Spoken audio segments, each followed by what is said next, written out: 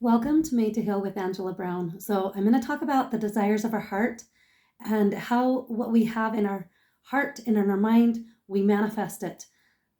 So, I will get into that here in a minute, but I wanted to remind you about my online 12-week course for Christians, and it is for ages 18 on up. If you are feeling stuck, if you are feeling like you can't get past childhood trauma, if you're feeling like you are angry all the time or depressed, or have anxiety or don't know how to move forward or just feel like you're living a mundane nothing important.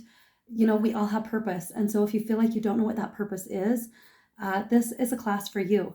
I was stuck for 30 plus years in depression and suicidal thoughts and anger and resentment, and I couldn't get over things, childhood traumas that had happened. I couldn't get over things and I didn't know how. And unfortunately, not only I suffered, but my husband and my children suffered as well. And I'm here to tell you the power of one. When we can improve ourselves spiritually, emotionally, mentally, and physically, we are um, able to change the world around us when we can change the world within. So it is so important to invest in ourselves. And this is a journey. This 12-week course is what I've learned on my journey, going on 9 years. And you know what? I am still learning. Our learning is never done. And so every video I do is in behalf, it's for me too. It's for those of you all out there and for me. So our learning is never done. And so this class starts, it's an online Zoom class for 12 weeks, and it starts June 24th and it goes to September 9th. Go ahead and click on the link below and sign up for that class. It's every Monday for an hour to an hour and a half live visual Zoom call with like-minded people. And also you get a 15-minute call each week personally with me to hit your targeted goal areas of where you want to go. So go ahead and click that link below. So I wanted to talk about the desires of our hearts and how it is important on our thoughts and our heart and connecting them, because we really do bring it to fruition if we can get them to come together. So I am going to show you an example. In fact, my Sunday school lesson that I teach today is I'm going to talk about that, the desires of our heart, the what we long for and what we want. And I'm here to tell you, when the desires of our hearts are righteous, God works in our behalf. Now, do we have desires in our hearts that aren't in alignment with God's truth? Absolutely. We're human, and it's important to be able to call out those that are not in alignment with our true self, because God is in us, and it's important that we have our hearts and thoughts align with his teachings. Okay, he teaches love, he teaches forgiveness, he teaches repentance, he teaches just wholesome good things.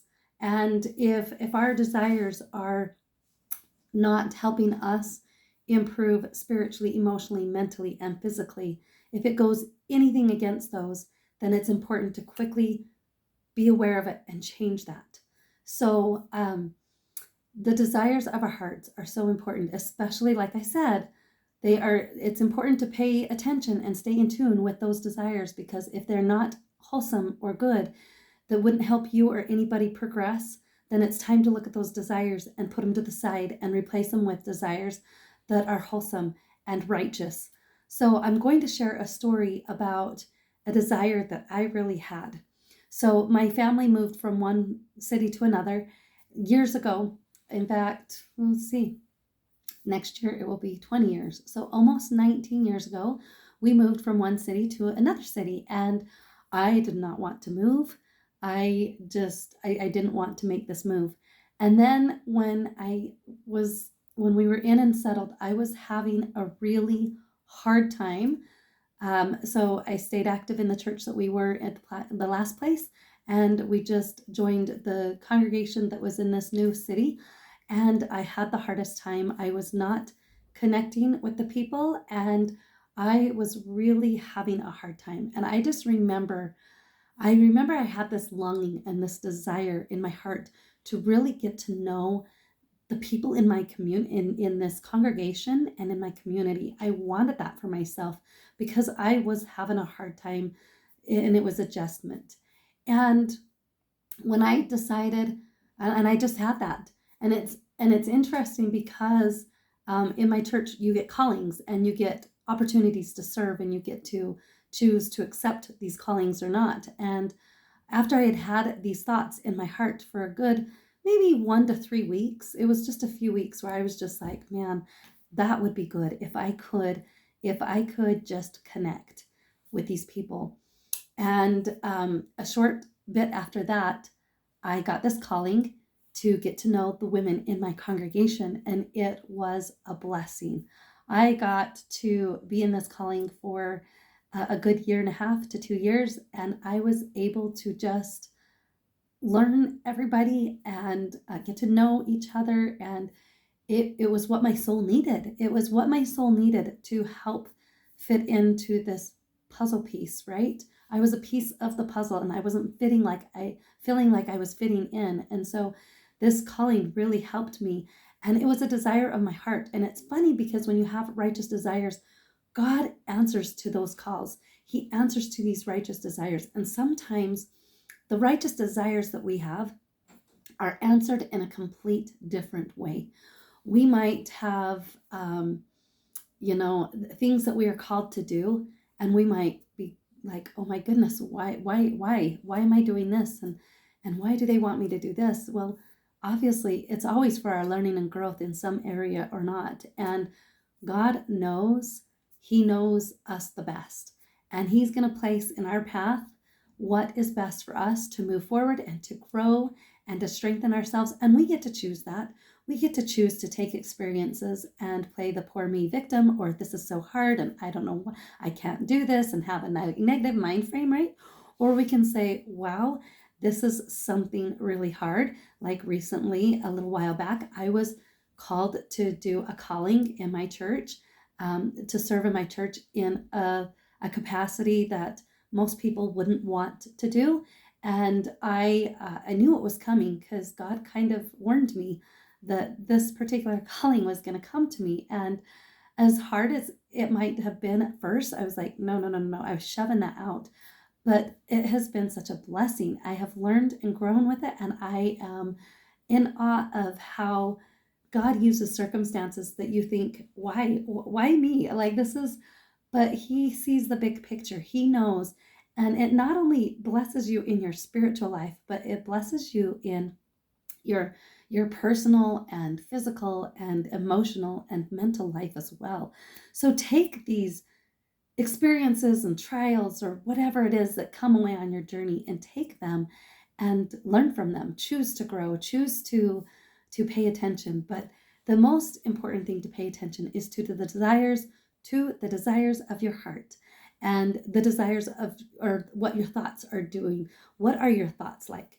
Our thoughts and our hearts must connect together. And when our thoughts and our hearts are connecting together, that's a good indicator that, and then we decide when they are connected together and what we feel in our heart, we need to decide, wow, is this in alignment with God's truth?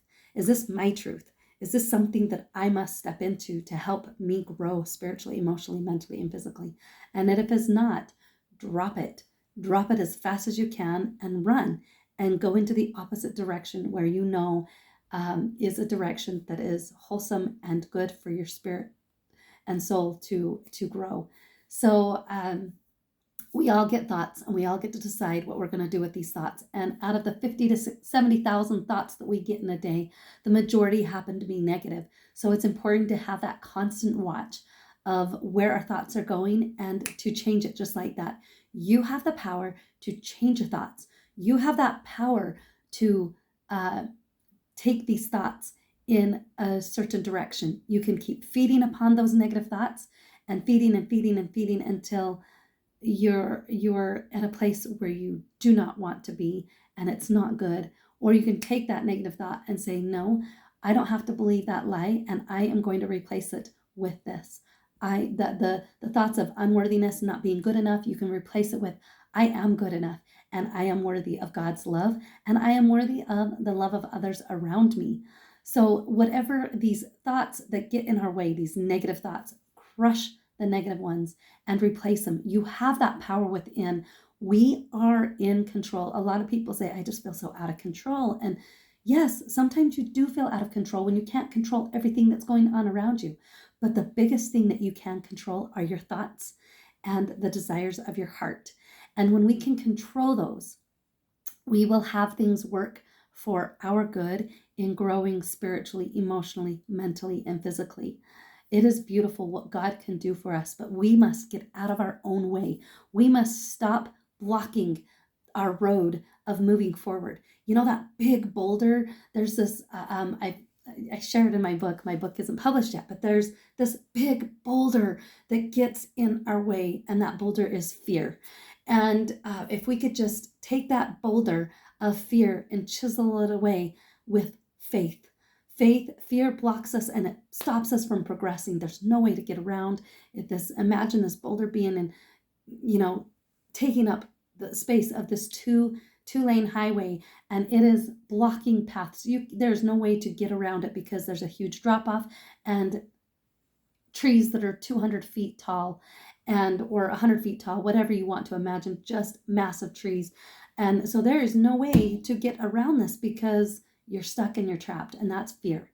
Fear stops us in our tracks. So it's so important to take that fear and replace it with faith. Replace it with faith. Replace it with faith in yourself, faith in God, that you can you can move forward and you can redirect your course. You can redirect your thoughts. You can redirect your heart. What is it that are the desires of your heart? Are they good? Are they bad? Are they not serving you? Are they serving you? These are important questions to ask, and ask God. Ask God to help align those thoughts and your heart to a desired spot, to where it's in alignment with His ways and your ways. Because literally, God's ways are our ways. His ways are our ways because they are in us. God and Christ are in us, and we get to choose whether we are going to have the desires that will help serve us and help us move and progress. So it's a blessing. So pay attention to your desires and where they're taking you, because our thoughts and our heart really have an impact and what you manifest in your life. See where you're at, because wherever it is you are at, you have manifested that to that very point. Do you have a good marriage? You manifested it. Do you have a marriage that's struggling? You manifested that. Do you have financial problems? You manifested it with your thoughts. And so it's so important to get your thoughts in alignment of worthiness, love, faith, and just be able to move forward.